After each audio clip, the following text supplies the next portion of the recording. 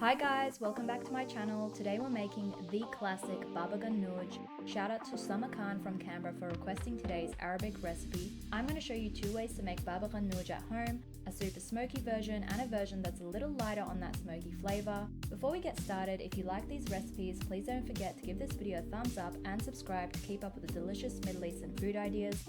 Guys, let's get started on our Baba Ghanouj.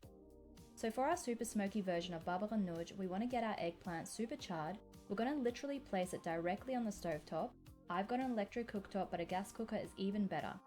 We want to basically char this all the way around until it's 90% cooked through. We want to keep rotating it until it's charred and soft throughout.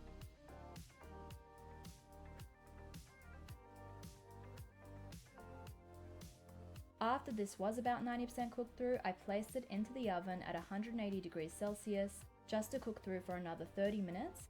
Guys, we want to make sure we've got our window open and an exhaust fan on while doing this.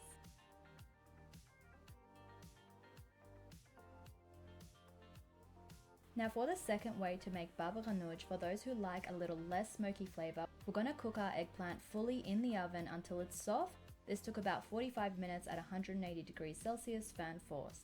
Now once your eggplant has cooked in the oven, we're going to place it directly on the cooktop just to quickly char it all the way around on the outside so it gets a little bit of that smoky flavor throughout.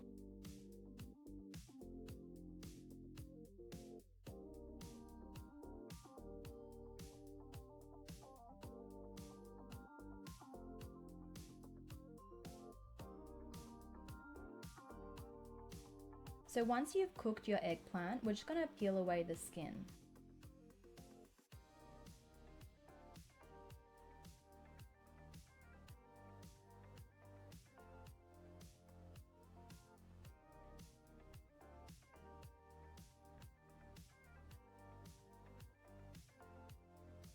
Now this is super hot guys, so I'm just going to cut it into fours and set it aside to cool down before we mix it all together with the remainder of our Baba Ghanouj ingredients.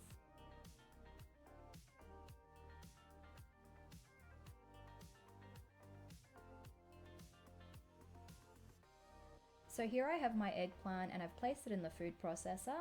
To this I'm adding in my minced garlic, and we're going to follow it up with 2 large tablespoons of full fat Greek style yogurt, and follow this up with 3 tablespoons of our sesame based tahini.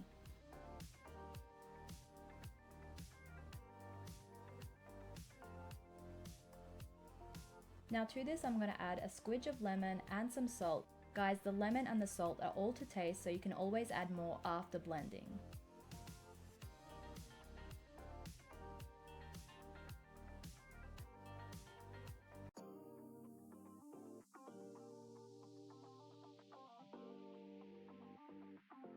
Now let's do a taste test and see if we need any more lemon and salt.